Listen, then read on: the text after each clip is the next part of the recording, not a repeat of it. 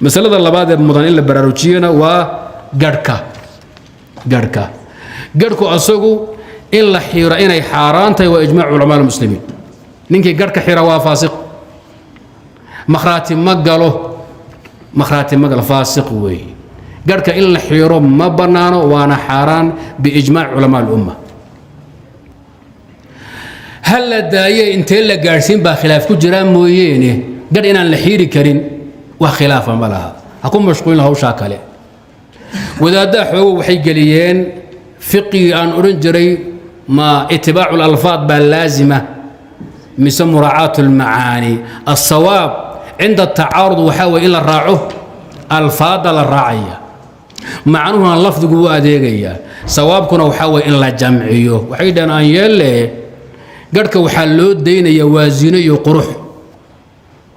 هدو انتو كرب حمد ميل آذو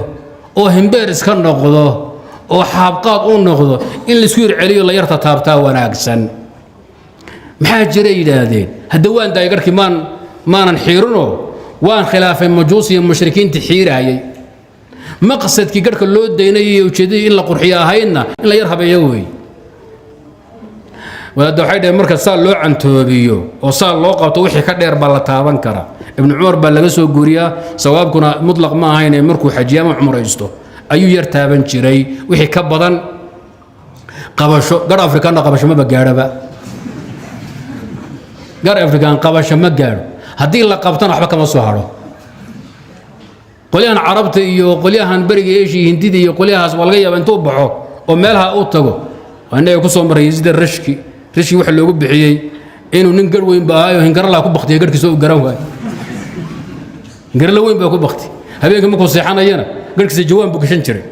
markuu soo seexdo soo qashinka iyo alaabta u qaadanin jawaan buu gelin jiray markaas seexan jiray markuu dameerka iyo fardaha saariya ordana garku intuu kala sheexeeyo iyo laba cumaad noqon jiray isaga laba cumaad noqonay dheerkiisa cumaad xagga u dhacday iyo cumaad xagga u dhacday لأن إلا دبيش ما كان شيحان يسوسمه مركب وحل مدو عمود إنه بدأت كوبط دير مدو مركب المهم وحنوجه إذا قليا كد يهوش أيضا حاجة معناها هي مقصد كفيري ويشران لكن إن لحيره أحد المسلمين تكملوا بناينا هي فقهاء كما الله يقولها فقهاء العصر عصرانيين منحرفين تأدون كما الله هي مشران وحاران صوابكم أنك حيرة بدون ضرورة إنه فاسق يهوي qodobka koobaad waa xiritaanka garhka qodobka labaadna waa gaabintiisa qodobka saddexaadna waa timaha lafgadheeda ka hooseeya iyo xukunkooda qodobka hore oo garhka xiritaankiisa ah jamaahiiru ahlilcilmi waxay qabaan inay xaaraan tahay bal inay ijmaacato laysku waafaqsan yahay xaaraamnimadaas waxaa soo guuriyay al-Imam Ibn Hazm kitaabkiisa Maratib al-Ijma' وكذلك ابن عابدين في تنقيح الفوائد الحامدية ayuu isaguna ku soo guuriyay أحاديث فربضنا النبي صلى الله عليه وسلم كسو أرورتي أو كم دي حديث عبد الله بن عمر بخاري بأصوص ساري خالف المشركين وفروا اللحى مشركين تخلافة أو قرك كامل يالا لما يسترى حديث أبي هريرة كم في صحيح مسلم جز الشوارب ورخ اللحى خالف المجوس يعني شارب تقوية قابية قركنا رارعية مجوس خلاف حديث كواسي كم ديهم باكو صاروري أمر كان النبي صلى الله عليه وسلم أسل كيس وجوب فائدية سيدا آيات القرآن كي تلمامي فليحذر الذين يخالفون عن أمره أن تصيبهم فتنة أو يصيبهم عذاب أليم أصل كأمر كان النبي صلى الله عليه وسلم واجبنوه فائدين هذا لو هيلين صارف لو هيلين سيدا استرادد قد كحيرتان كيس وصل كلا مراي وحرام قضب كلا بعد وحويان قد كقار كم إذا إن لقويه وأصل كأن يعني لحيرين لشريد قوينين لكن قار لغتشر الله سيسمه أما لقابيه مسألة سوى مسألة خلافية بين العلماء مذهب كالجمهور تنسي أبدينهين وإنه بنايه saxaabada qaar ka midaana sidaa ku tegay waxaa ka mid oo ka asaxday cabdullaahi ibn cumar abu hurayra cabdullaahi ibn cabbaas jaabir ibn cabdillaah rag badan oo taabiciinta ka midana way ka sugan tahay sida alxasan ibn abi alxasan albasri moxamed ibnu siriin qataada ibn dicaama cataa ibn abi rabax shacbi qaasim moxamed taawuus ibraahim annakhaci iyagana way ka soo aroortay inay qabeen garhka gaabintiisa waana madhabka xanafiyada iyo maalikiyada iyo xanaabilada madaahibta afarta ee itlaaqan waxaa qaba saddex alimaamu shaaficina isaga laftiistu wuu jeclaystay fi nusuk haddii cumro uu ruuxu tago ama uu xaj tago timaha kale markuu gaabinayo ama xiirayo inuu garhkana ku daro oo isagana la gaabiyo imaamu shaafici caleyh raxmatullah isagana waa jeclaystay sidaa waxaa kaloo doortay in la gaabin karo alimaamu tabari imaamu lmufasiriin waxaa rajaxay ibnu cabdilbar qaadi ciyaad ghazaali oo shaaficiyada ka mida alxaafid ibnu xajar culimmadaasoo dhan waxay qabaan garhka gaabintiisu inay iska bannaantay axaadiistii aan hadda soo sheegnay oo nebiga sal lla lay waslam ka soo aroortay bay sidaa u fahmeen aymo waaweyn baa ka mida saxaabadii baa ka mida imaam axmed bay ka soo aroortay maalik bay ka soo aroortay sidaas way macnaha kadibna waxay isku khilaafayaan qadarka gaabintu waa ilaa qiyaastee haddii la yidhaahdo gaabintu way bannaan tahay ilaa qiyaastee wey qaar waa itlaaqeen oo xad mayna u samaynin qaarna miqdaar bay u sameeyeen oo qolyaha qaba maalan xad ma leh laakiin dayn maayo ilaa shuhro ay gaadha yani garhka waxay diidayiin maalikiyadu waxay yidhaahdaan haddii garhku aad u dheeraado oo uu gaadho heer dadkiiba aad ka caanbaxdoo lagu soo fiiriyo markaasoo kale waxay waa waajib in la gaabiyo maalikiyada dhaha imaam maalik ayay ka sugan tahay marka miqdaarka la gaabinayo ayay isku khilaafsan yihiin saxaabada waxaa ka soo arooray maa zaada cala alqabda gacanta markii lagu qabto wixii ka siyaadsan in la gooyo waa tan saxaabada ka soo aroortay wax ka yar qaar baa qaba wax ka badan qaar baa qaba oo itlaaqay taa marka waa masale khilaafiya laakiin fil asli wixii qabdada ka siyaadsan iyo gacanta markii lagu qabto in la jari karayo waa madhabu taa'ifa min alsaxaaba waaltaabiciin wa a'immati salaf ayib su-aasha saddexaad oo ku saabsan wixii ka hooseeya lafgadheeda hunguriga iyo timaha ka soo baxa iyaga ma la xiiri karaa ayaduna waa khilaafiyo waay waxay isugu khilaafsan yihiin waa bannaantahay iyo ma bannaana waxaa qaba inay iska bannaantaho yna dhib lahayn xanaabilada waxaa doortay abu yuusuf oo xanafiyada ka mid a waxaa karaahaystay goynta timaha halkaa ku yaalla xanafiyada imaamu maalik oo weli maalik wuxuu leeyahay innahu min ficli lmajuus buu leeyahay nimanka majuustaee dabka caabuda baa timaha garhka ka hooseeya gooya buu leeyahay sababta laysugu khilaafsan yahay ma bannaan tahay timaha in la xiiro mise ma bannaana waxaa laysku khilaafsan yahay ma garhkay ka mid yihiin mise ka mid maa qolyihii yidhi garhkuy ka mid yahay timaha halkaa ku yaalla waxay yidhahan lama xiiri karo xukumka garhkay qaadanaya qolyana waxay leeyihiin ma ahee timaha garhka waxaa la yidhaahdaa lafgadheeda timaha ku fadhiya laakiin wixii hoos uga dhacsan garh lama yidhaah wixii ka baxsanna garh maaha markaad u laabato qeexidda lixyada iyo garhka qeexiddiisa fuqahada iyo muxadisiintu ay ku samaynayaan waxay odhanayaan garh waxaa la yidhaahdaa wixii lafgadheeda ku fadhiya halkaa ka soo dega ilaa lafgadheeda ku fadhiya macnaha markii la qaato waxay noqonaysaa wixii ka baxsan inaan garh la dhihi karin oo xukunkiisa uusan qaadanaynin masaladaasuna iyadana saasay khilaafiyo u tahay wallahu aclam bisawab can cabdillaahi bni cumar ana rasuula allahi sala allahu calayh wasalam amara biixfaa'i shawaarib wuxuu rasuulku amar ku bixiyey shawaaribta ixfaa in lagu sameeyo wa icfaa'i lixa garhkana la sii daayo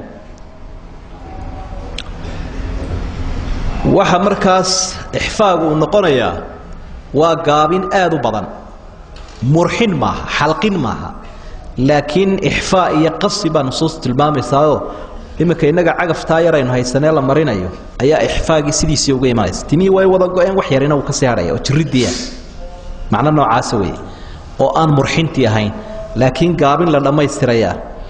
icfaau lixa buu idlaaqay xadiidka rasuulka sala allahu calayhi wasalam inaan garhkii waxba laga jarayn axaadiid badanina way ku soo arooreenoo tobaneeye ku dhow sidaa daraaddeed culimmadu waxay u badan yihiin in la xiraa inay xaaraan tahay garhkii oo aanay bannaanayn ibnu cumar allah ka raali noqdo sunnaha aad buu u dabiqi jiray rasuulka sala allahu calayhi wasalam waxaa soo arooray garhkiisa inuu qaban jiray intuu sidaa gacanta ugu qabto ayaa qabashadaa inta dhaafsan ayuu gaabin jiray markaa salafka in badanoo ka mid ah waxay leeyihin wixii qabdada ka zaa'ida dadka had iyo jeer garhka dhaadheer intay saa u qabtaan wixii intaa uu qabtay ka dheeraada waa la jari karaa qaarkoodna waaba la daynayaa bay leeyihin inkasta oo dee culimmada qaarkood ay tilmaamaan dadka aadka u garhka dheer ee gasku jidhkooda ku yaro badan yahay haddii ay daayaan inuu hawlina karo mararka qaarkood dee foolxumana kuma keeni karo oo nin baa laga yaabaa garhkiisu inuu jilbaha joogo mid baa laga yaabaa inuu xundhurta joogo dee hawshuu qabanayaba uu dhex gelayaa ragga qaarkood baa ayaa la tilmaamay inay sallad u samaysteen garhkii oo dabeetana salladaasuu gelinayaa salladaasi wuxuunay qaabilsan tahay un garhka inay sido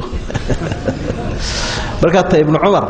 si aan salladaasi u imanin ayaa garhka ah idanna waxaa la isku agaabay leeyahy nafhamu annusuus kamaa fahima salaf aska waxaynu u fahmaynaa sidii salafku u fahmay ibnu cumarna wuxuu ahaa min aqrabi saxaabati lirasuul tadbiiqan lisunna asxaabtii nebiga ugu dhowaa sida loo dabiqayo sunnaha ee loo fahmayo ayaa uu ka mid ahaa marka halkaa ibnu cumar ficilkaa uu sameeyey waa masaladu albani aad u xoojiye culimmada sacuudiga ay aad isugu seegeen wuxuu leeyahay haddii aanu xadiid nebi haynin tallaabo uu qaadi lahaa may ahaateen idan marka halkaa wuxuu ibnu cumar ficilkiisaas ficil la cuskan karo oo aan ra'yi lagu keeni karin ayuu noqonayaa waa dadka garhka dhaadheer laakiin innaga afaariqada dee farna ma gaadhayaba qabdada laftigeedaanu gaadhaynin innaga marka waxaan garxiirka la yidhaahdo iyo saluuga dhaqankii islaamka la saluugo ee qofkii uu isleeyahay garyaan lagugu arki si aan iraab lagugu malaynoon wadaad lagugu malayninoon businesskaaga wuxuu noqonoon saale wala saakan laga harin wadaadadii ay ingiriisku eriyaday wuxuu waligiiba weysadiibu tuuro masaliibu tuuray suuri saale saaka laga harin maayo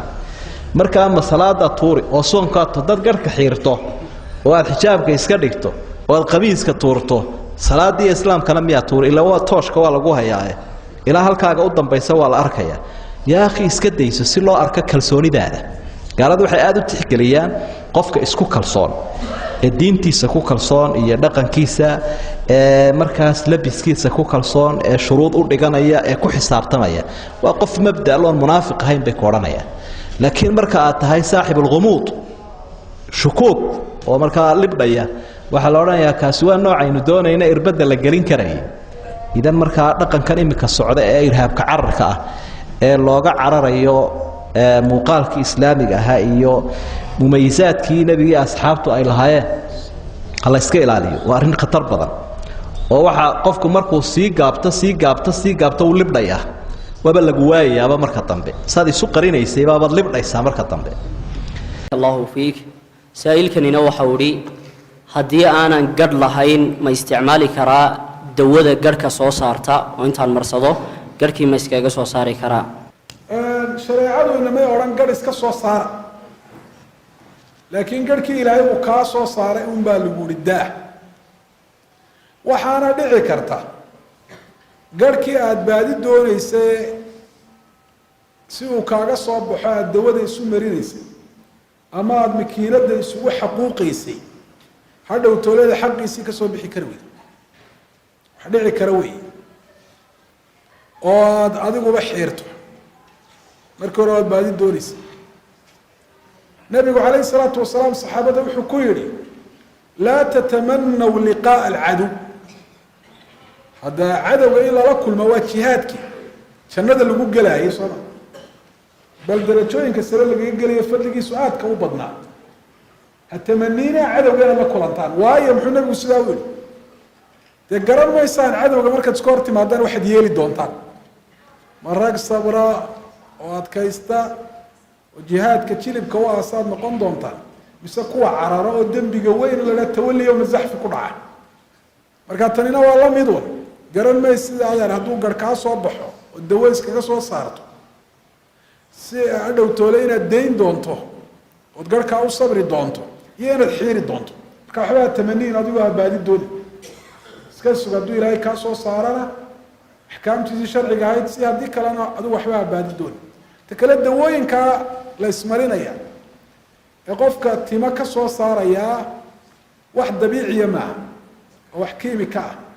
waxaa laga yaabaa qofka inay caafimaadkiisa dhibaato u geystaan sidiisabana wixii aan dabiici ahayn oo dhan